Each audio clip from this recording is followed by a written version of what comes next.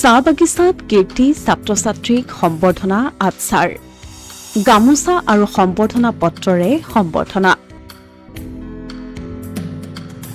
গহপুৰৰ জ্যেষ্ঠ সাংবাদিক ভুৱন শইকীয়াই চাহ জনগোষ্ঠীয় ৰাইজৰ প্ৰতি কৰি অহা কৰ্মৰাজিক শলাগ আচাৰ গহপুৰ মহকুমাৰ অন্তৰ্গত ব্ৰহ্মজান চাহ বাগিচা প্ৰাথমিক বিদ্যালয়ৰ প্ৰেক্ষাগৃহত সোমবাৰে আচাৰ উদ্যোগত এখন কীৰ্তি ছাত্ৰ-ছাত্ৰীৰ সম্বৰ্ধনা সভা অনুষ্ঠিত হয়।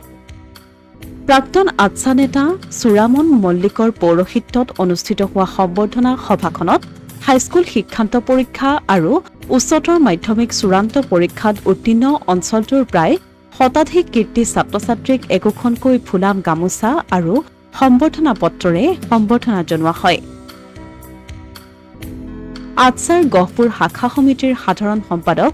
ব্ৰিজলাল বাগে আধৰা সভাখনত ভাষণ প্ৰদান কৰি আচাৰ বিশ্বনাথ জিলা সমিতিৰ সাধাৰণ সম্পাদক নীলোৎপল ৰবি দাসে গহপুৰৰ জ্যেষ্ঠ সাংবাদিক লাইভ 7 চিষ্টাৰ্ছৰ মুখ্য সম্পাদক তথা সদৌ অসম সাংবাদিক সন্থাৰ কেন্দ্ৰীয় সহকাৰী সম্পাদক ভুৱন শইকীয়াৰ মানৱীয় প্ৰমূল্যবোধ সামাজিক দায়বদ্ধতা আৰু আৰ্তজনৰ প্ৰতি আগবঢ়াই অহা সেৱাৰ শলাগ লয়। ভাষণ প্ৰসংগত তেওঁ সাংবাদিক ভুৱন শইকীয়াই সুদীৰ্ঘ দিন ধৰি চাহ জনগোষ্ঠীয় ৰাইজৰ বাবে কৰি অহা কৰ্মৰাজিৰ শলাগ লোৱাৰ লগতে লাইভ 7 চিষ্টাৰ্ছে চাহ জনগোষ্ঠীয় ৰাইজৰ অভাৱ অভিযোগ সমস্যা আদি নিষ্ঠাৰে তুলি ধৰি চৰকাৰ প্ৰশাসনৰ দৃষ্টি আকৰ্ষণ কৰি অহাৰ কথাও ভাষণত উল্লেখ কৰে নীলোৎপল ৰবি দাসে। এই যিটো এই টিমটোৱে এতিয়া আমাৰ এই মানুহখিনিৰ দুখ বেদনা এই মানুহখিনিৰ কথাবোৰ আমাৰ ৰজাঘৰৰ সন্মুখতে হওক বা নিউজৰ জৰিয়তে আমাৰ এই ৰাইজক সমস্যাখিনি সমাধান কৰাৰ ক্ষেত্ৰত লাইভ 7 চিষ্টাৰে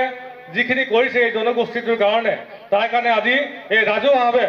আমি অসম চাৰি ছাত্ৰ সন্থাই তেখেতক কৃতজ্ঞতা জ্ঞাপন কৰিছোঁ আৰু সকলোকে তেখেতৰ সন্মান জনাই হাত চাপৰিৰে সন্মান জনাই তেখেতক কৃতজ্ঞতা জ্ঞাপন কৰিব অনুৰোধ জনাইছোঁ। অসমীয়া প্ৰতিদিন ডিজিটেল সংবাদ গহপুৰ।